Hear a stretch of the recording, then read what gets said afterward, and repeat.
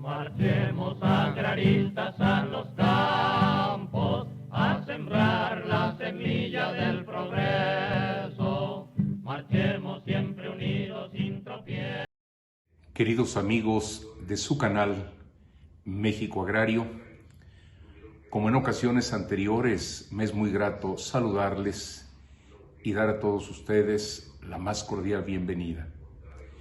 En esta ocasión vamos a tener la oportunidad de hacer un reconocimiento a todas las mujeres del campo, de la ciudad, a todas las mujeres del mundo en su día.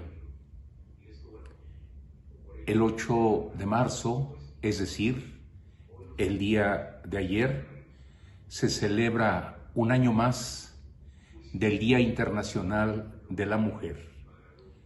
Valga decir que se conmemora cada 8 de marzo y esto data de 1910, durante la Conferencia Internacional de Mujeres Socialistas, celebrada en Copenhague, se propuso establecer un día internacional dedicado a la lucha por los derechos de las mujeres.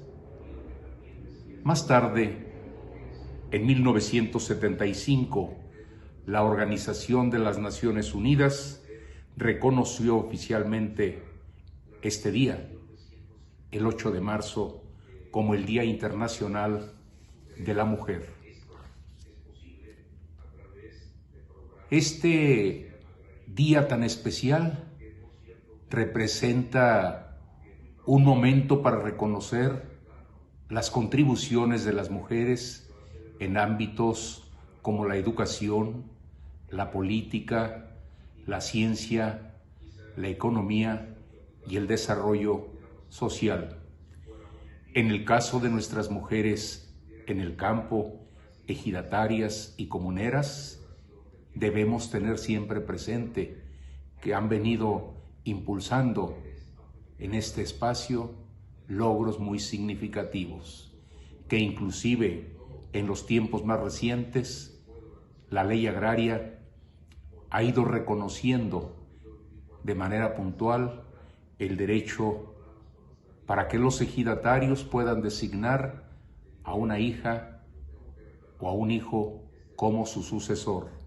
Por otra parte, el artículo 37 habla de una paridad para que las mujeres puedan participar dentro de los órganos de representación y vigilancia, tanto en ejidos como en comunidades. Podríamos decir que uno de los logros más importantes en nuestro país fue en 1953, cuando se reconoció su participación para que puedan votar. Y esto se vino a dar 2 años más tarde en un proceso federal.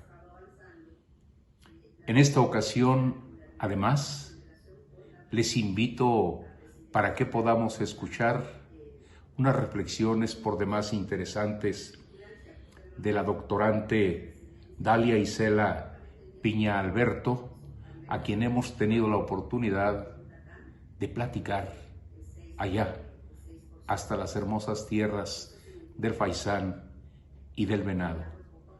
Por todo ello, expresamos nuestro más amplio reconocimiento a nuestras mujeres en su día y desde luego estamos sabedores de que hay mucho por hacer para que sigamos reconociendo ese esfuerzo diario, ese trabajo comprometido y el involucramiento cada vez mayor que se da en la sociedad. Les invito pues para que escuchemos a la doctorante Dalia Isela Piña Alberto. Muchas gracias, queridos amigos. Acompáñenme, por favor. En esta ocasión nos transportamos en el tiempo, en el espacio y sobre todo con la imaginación hasta la bella ciudad de Mérida para tener una charla con mi amiga, la maestra Dalia Piña Alberto, quien es licenciada en Derecho por la Universidad Autónoma de Yucatán, que comúnmente le conocemos como la UADY. También tiene el grado de maestra en Derecho Empresarial por la Universidad Anáhuac del Mayab. De igual forma, es candidata para obtener el grado de doctora en Derecho en la propia universidad. Cuenta con una amplia trayectoria académica. Quisiera rescatar solamente algunos de estos campos en los que ha incursionado. Ha cursado el diplomado en Derecho Procesal Constitucional y Amparo, diplomado en alta especialidad en Derecho Agrario y sus oportunidades de desarrollo. A lo largo de su trayectoria, ha adquirido experiencia profesional y actualmente está en la Dirección General del Instituto de Seguridad Jurídica Patrimonial de Yucatán, en donde ha tenido en algún momento la responsabilidad como directora de catastro y actualmente como directora general de dicho instituto. No omito expresar también que en el ámbito del sector agrario se ha desempeñado por algún tiempo. Estuvo como encargada de despacho de la delegación del Registro Agrario Nacional en el estado de Yucatán. Estimada Dalia, la verdad es un privilegio tener la oportunidad de que en esta ocasión podamos platicar. Hoy en día hablamos insistentemente los días 25 de cada mes del Día Naranja, cuando siempre estamos atentos a lo que se puede estar dando en torno a la mujer. Y yo quisiera resaltar esto porque en esta ocasión vamos a platicar sobre la participación de la mujer en órganos de representación allá en el estado de Yucatán, donde tenemos 738 ejidos y una comunidad. Quisiera yo empezar, Dalia, para que pudiéramos hablar de liderazgo y de la gobernanza territorial en materia agraria, pero particularmente, ¿qué es lo que se da en torno al involucramiento o participación de la mujer de los ejidos y de esta comunidad a la que me he referido? ¿Cuál ha sido esta participación a tu juicio que en los últimos tiempos hemos tenido, Dalia? Primeramente, doctor, quisiera agradecer la invitación para tener esta charla en un tema que estoy cierta que usted, adicionalmente a que es un experto, y yo me reconozco como una mujer apasionada del tema que he tenido la oportunidad de experimentar, sobre todo en el servicio público hacia nuestras maravillosas mujeres que integran los núcleos agrarios, hombres, mujeres, pero en particular podemos reconocer, ¿verdad?, que nuestro corazón evidentemente es feminista y nuestra mente y nuestro juicio. En ese sentido, doctor, que usted comenta en relación con la gobernanza y el liderazgo que se da en Yucatán, pues es importante visibilizar que cuando se gesta la naturaleza de los ejidos eminentemente formados por varones, ¿no? Por jefes de familia. Entonces, la numeralia dice y la historia dice que estamos en la presencia de, pues, la masculinización de los núcleos agrarios.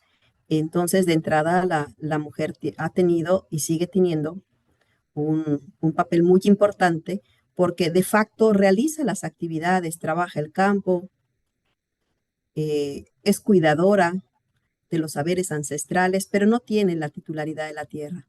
En ese sentido, tenemos en Yucatán como sujetas agrarias en las diferentes calidades, ejidatarias, comuneras, posesionarias certificadas, únicamente un 15% de presencia femenina.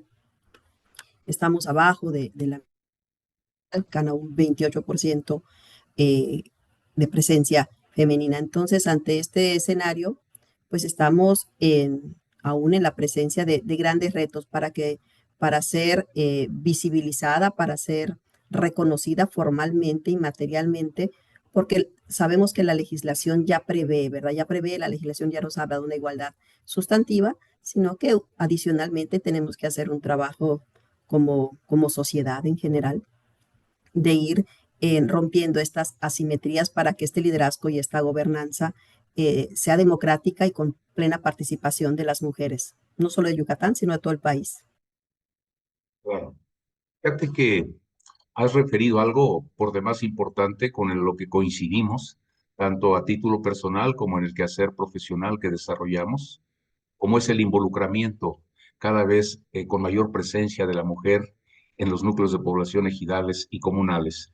Pero antes de hablar de esta participación de la mujer de manera directa en como parte de los grupos de órganos de representación y vigilancia, estando en estas bellas tierras del Faisán y del Venado, yo no podría pasar por alto lo relativo a Elvia Carrillo Puerto, quien nació por allá el 30 de enero de 1881 y va a fallecer en la Ciudad de México el 18 de abril de 1965, quien por allá hacia 1923 fuera diputada al Congreso local, pero es importante que mencionemos que en aquella época la mujer no estaba considerada para participar con voto en los procesos electorales. Esto se vino a dar hasta en el marco constitucional hasta 1953 y la primera vez que tuvo participación en una elección federal la mujer fue en 1955, hace poco más de 70 años. ¿Qué podrías comentarnos? Porque bueno, tú como yucateca, seguramente tienes por ahí en la memoria no solo lo de Felipe Carrillo Puerto, que ahora queremos referirnos a Elvia, su hermana. ¿Qué podrías comentarnos, Dalia, sobre Elvia Carrillo Puerto? Como yucatecos, como yucatecas, pues nos llena de orgullo, ¿verdad? Saber que hubo una mujer, un grupo de mujeres, varias mujeres visionarias, eh, muy adelantadas a su época, ¿no? Con una visión de lucha, con una visión de no asumirse rezagadas, de imaginar un mundo en donde la igualdad es una realidad. Y sobre todo, cómo pudieron generar impulsar estas ligas feministas en el ambiente rural y concebir que las mujeres debían tener un acceso a la tierra, ¿no? Y concebir que para ejercer realmente una ciudadanía plena, tendría que haber igualdad de derechos. Como impulsora y visionaria de la educación, para nosotros hoy cobra especial relevancia. Bueno, sabemos que desde el sexenio pasado se ha impulsado mucho la dignificación de estas mujeres heroínas de la patria. Nosotros, en especial en Yucatán, pues nos llena de orgullo contar con estos testimonios de Elvia Carrillo Puerto, de Felipa Po, de Rita Cetina, que hoy cobran relevancia nacional, que justo la presidenta Claudia Sheinbaum ha nombrado diversos programas con estas historias, ¿verdad? Con estos nombres de mujeres que nos han precedido y para nosotros en particular nos genera mucho compromiso, ¿no? Porque una mujer hace 100 años que tenía mucho más limitaciones que las que tenemos hoy, pudo levantar la voz y hoy sigue siendo una fuente de inspiración y de recordar, ¿verdad? Que esto es una lucha permanente, que es algunos llaman revolución inacabada, ¿no? Que todavía estamos gestando y que cada una de nosotras, sobre todo las mujeres que tenemos el honor de prestar un servicio público, estamos comprometidos a seguir ese legado, ¿no? De alguna manera, este compromiso nos inspira.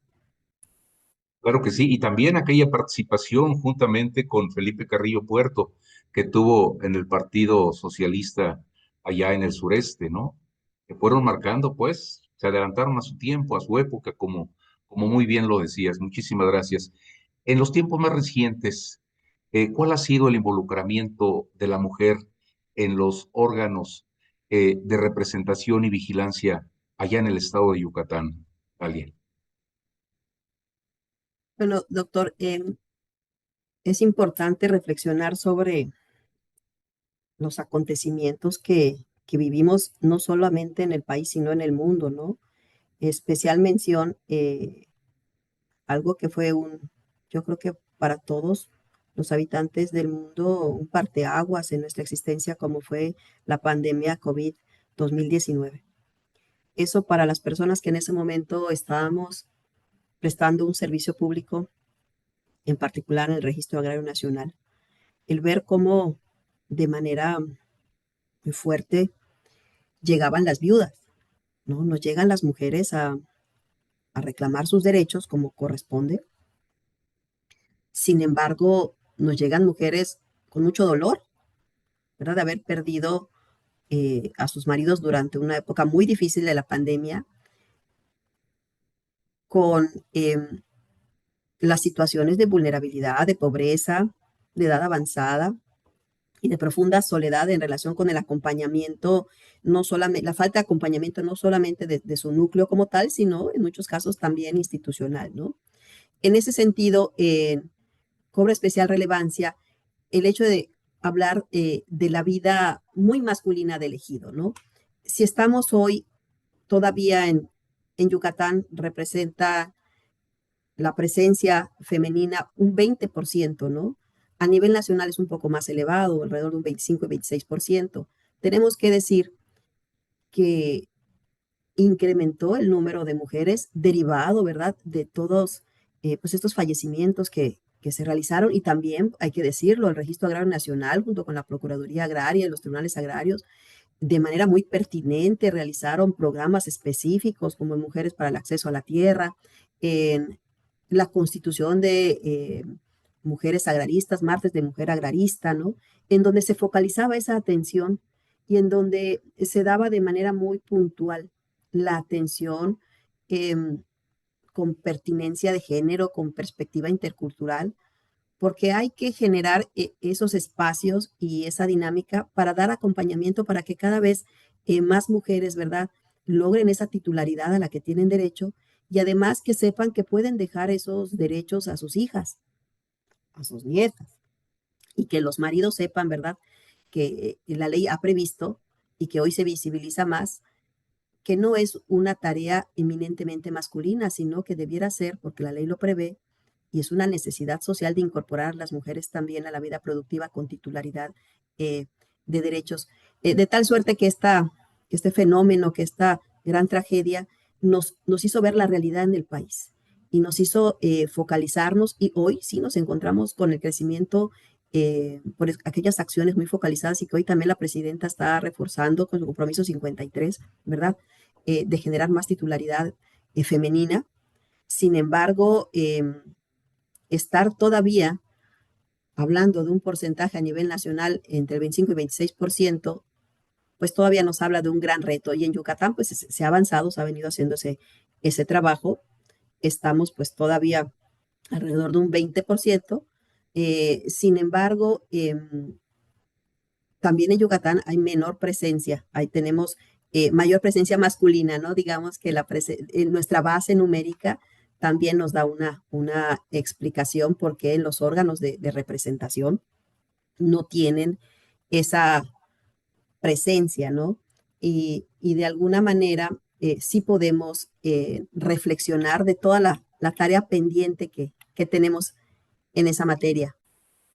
Sin embargo, lo que has referido de manera muy puntual e interesante, creo que podríamos hablar de un antes y un después del problema de salud que a nivel mundial tuvimos, porque como bien lo refieres, efectivamente, las instituciones del sector y los tribunales agrarios tuvieron que realizar alguna serie de acciones emergentes, lo que hoy inclusive nos permite contar en los órganos jurisdiccionales agrarios con la posibilidad de que a través de medios electrónicos se puedan hacer citaciones, sobre todo notificaciones,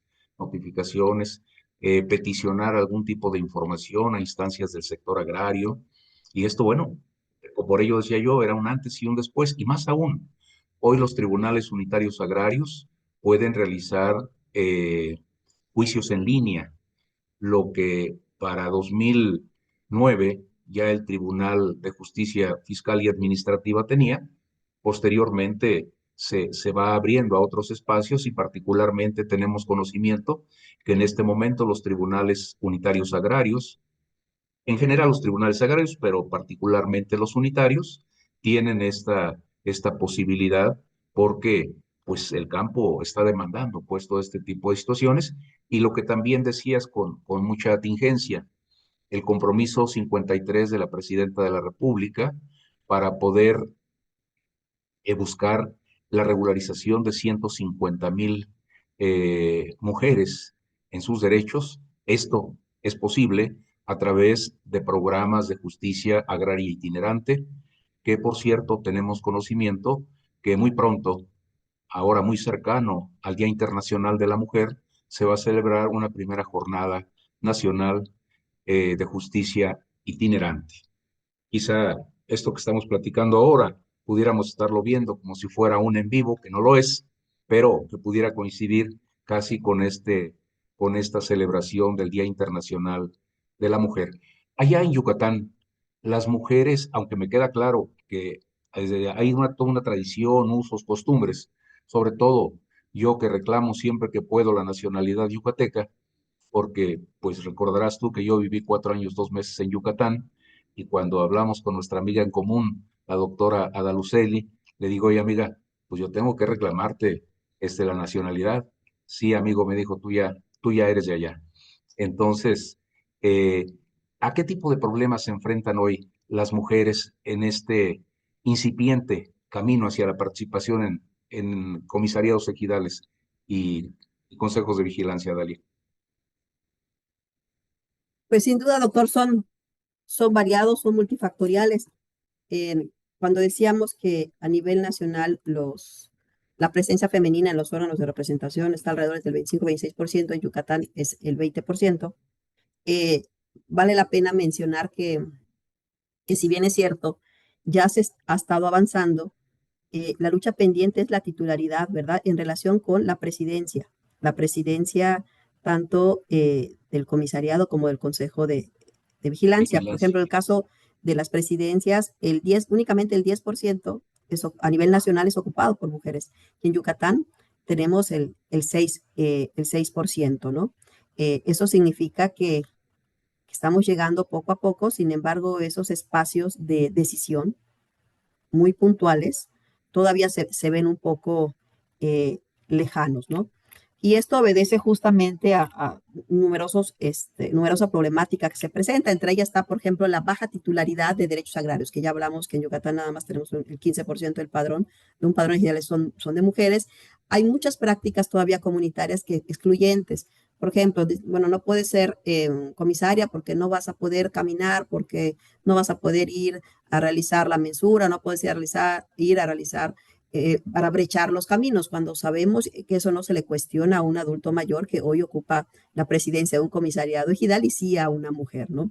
La sobrecarga de trabajo doméstico en las mujeres rurales tienen 2 o 3 cargas mayores a las que tienen las mujeres en las ciudades, ¿no? Adicionalmente al deber de cuidados, este sistema de cuidados que es profundamente femenino, lo cual también hay que involucrar el proceso inverso, ¿no? Que en estos deberes de cuidado se involucren más los varones para que la mujer pueda ocupar también otros espacios en términos de igualdad, así como los trabajos propios que hace en el campo, ¿no? También podemos hablar, doctor, de la existencia de la violencia en sus diferentes modalidades, ¿no? Eh, hemos conocido testimonios, ¿no? No únicamente para asistir el día de la asamblea donde se va a llevar a cabo una elección, ¿no? Cómo son presionadas para no asistir o bien para emitir su voto en determinado sentido, ¿no? El maltrato del que son víctimas, ¿no? El acceso limitado a la información, que a veces las propias instituciones no llegan. Nosotros siempre en el registro agrario decíamos, la votación, en un principio recordemos que la ley contemplaba 60-40 y posteriormente, correctamente, ya tenemos ya paridad. Y hoy no solamente hablamos de eso, sino hablamos de la igualdad sustantiva, necesitamos que hayan titulares, porque empezaron a señalarlas únicamente como suplentes. Entonces, sí, hoy la ley ya lo prevé, pero no es un acto que se va a generar como se denomina una generación espontánea al momento de la votación, sino es un trabajo de mucho tiempo previo en esa sensibilización y ese trabajo que la propia Procuraduría hace en los ejidos y en las comunidades, de que las mujeres conozcan sus derechos y que los señores no lo tomen como un castigo, ¿no? Porque evidentemente a veces es como una condena, ¿no? Nos decían, la señora tal no puede porque va a misa. Pues, diario va a misa 24 horas.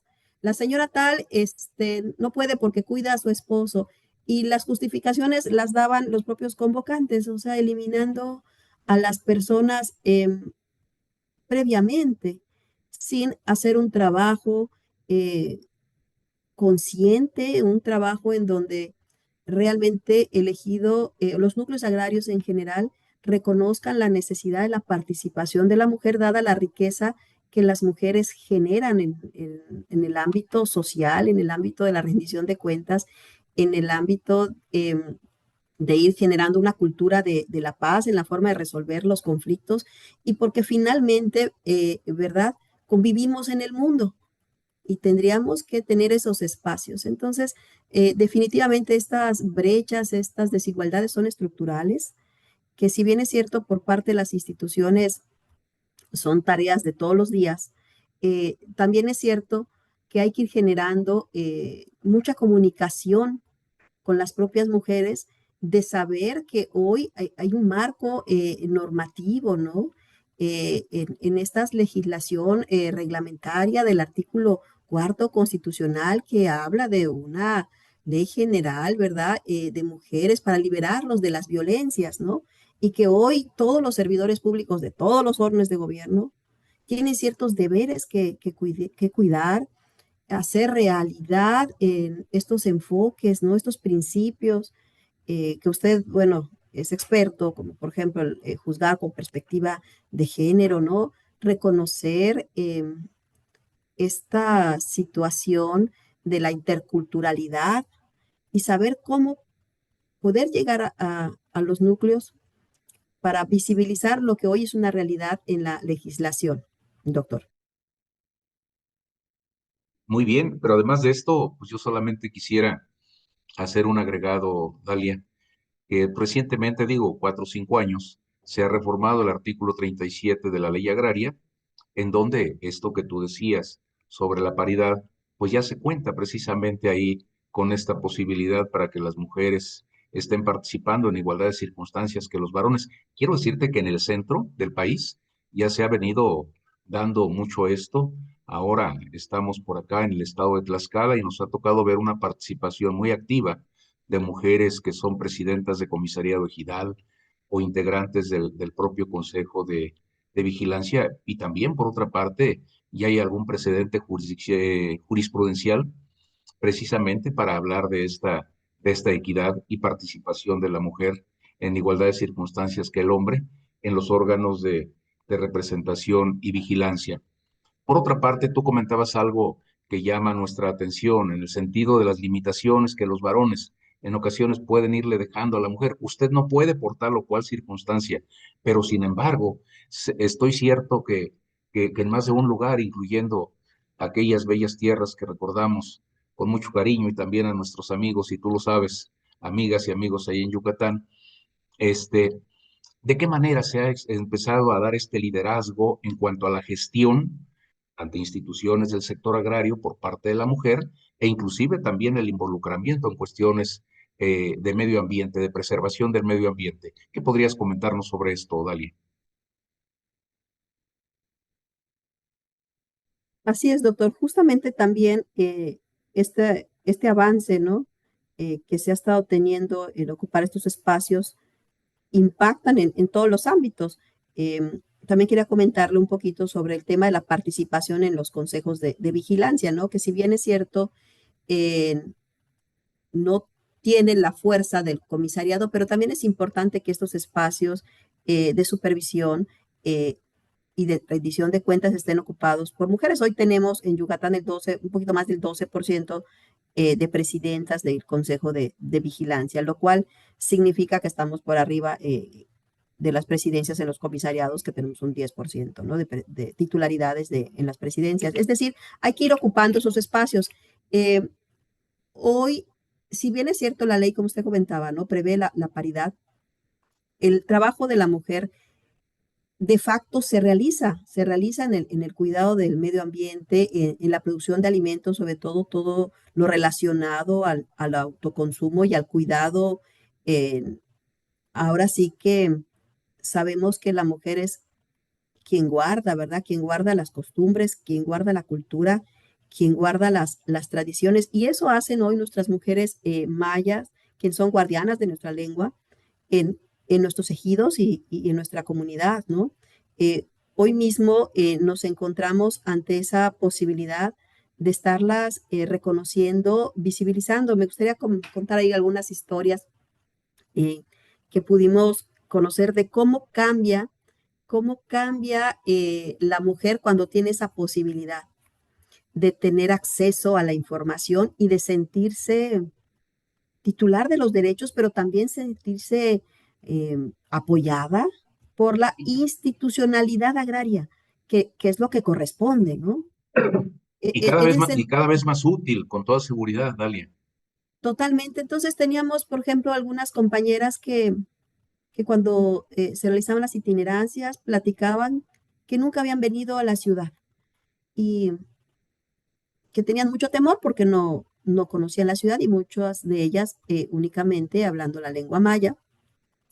Entonces, a veces necesitamos la presencia, en el caso de las aperturas de los sobres, ¿no? En ese sentido, se organizaban con alguien que sí conociera la forma, la ruta, ¿verdad? De tal suerte que se iban fortaleciendo. Entonces, si llegaba, cuando aperturaban el sobre, llegaban pues todavía temerosas y ya cuando venían a recoger su certificado, que tratábamos de que fuera en un martes de mujer agrarista para que ese mismo día se le realizara a ella su depósito de lista de sucesión y de ser posible, si la compañera así lo deseaba, pues se le invitaba a que diera su testimonio, ¿no? ¿Cómo pudo vencer esos temores y ante la falta de estructura de acompañamiento, ¿no? De Claro. su comunidad y de la institucionalidad. Entonces, vimos cómo se va formando y se fue construyendo una red y que es una red viva y que es lo importante de ir, eh, porque los liderazgos ahí están, requieren ser visibilizados porque seguramente esas mujeres son líderes en otras actividades que realizan en su comunidad, pero ante una estructura que las violenta, porque no trae perspectiva de interculturalidad en muchos casos en la prestación del servicio y la misma ciudad a veces no es una ciudad asequible, ¿no? O sea, lo que se denomina como derecho a la ciudad, pues sí, para la gente que vivimos en la ciudad y sabemos vivir en la ciudad, pero la gente de la ruralidad, pues es muy complicado, ¿no? Entonces, ver cómo se va transformando la dinámica familiar, la dinámica comunitaria y cómo ellas ya en las siguientes dos, tres reuniones de mujer agrarista, pues ya ellas mismas traían a la vecina, a la comadre, ¿verdad? Y las van impulsando a decir que sí se puede y que las instituciones son aliadas de las mujeres, que las instituciones escuchan a las mujeres y sobre todo que tienen el compromiso de continuar esta labor de la mayor presencia femenina en el sector. Claro. Fíjate que ahora que hablabas tú de la lengua maya, recordarás que en mi paso por aquel espacio tan bonito en la península y ante el universo de 850,000 mayablantes aproximadamente, con el ingeniero Gamboa, me apoyé, hablé yo en su momento con el presidente del Tribunal Superior Agrario, con gobierno del Estado y con el señor secretario de Reforma Agraria en aquel momento, y tuvimos la oportunidad de impulsar y editar la ley agraria, la ley orgánica de tribunales agrarios a la lengua maya, porque nuestra necesidad era mucha, que nuestros amigos y hermanos yucatecos pudieran conocer en su propia lengua, en su propio idioma, estas disposiciones jurídicas, porque no son pocos los ejidos que tenemos en la península, ya decíamos 738 y una comunidad. Eh, Recuerdo ahora, Dalia, si tú me lo permites, y nuestros amigos de México Agrario también, que cuando yo estuve allá en Yucatán, en una ocasión tuviste la generosidad de invitarme a dar una charla con tus alumnos allá en la universidad en donde tú estabas. En ¿Cómo la se llama? Náhuac Mayab, La en la náhuatl del Universidad Náhuac Mayab, Mayab. es cierto. Y recuerdo que tú me decías, oiga, lo invito para que venga a dar una charla con mis alumnos, una conferencia. Y sí, hombre, con mucho gusto, vaya, nos encanta pues estar con los jóvenes platicando, con toda la gente, pero especialmente cuando hablamos de cuestión académica, nos llama mucho. Y sí, te dije, tú me dijiste sí, solo que quieren mis alumnos que les autografíe usted algunos de sus libros. Y con qué sorpresa y con cuánta generosidad tus alumnos, me quedé con ellos cerca de 2 horas y media, porque estuve autografiando ahí algunos de sus libros. Entonces, pues yo no podía dejar pasar esta oportunidad para agradecerte, Dalia, esta generosa invitación que recuerdo con mucho cariño. De manera breve, quisiera yo preguntarte, ¿cuál es alguna de las principales tareas que se desarrolla ahora en la responsabilidad que tienes en la Dirección General del Instituto de Seguridad Jurídica Patrimonial de Yucatán?